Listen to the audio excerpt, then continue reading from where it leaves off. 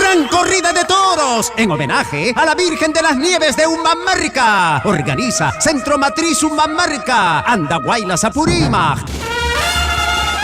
Domingo 27 de agosto, local Cusipampa, Quirón Duranos 488, altura segunda cuadra de Vice, San Juan del Lurigancho. Seis toros bravísimos de la ganadería Puorjo. Cartel de toreros profesionales y cómicos. Caballos de paso, baile de marinera. La actuación estelar de Carlos Curi.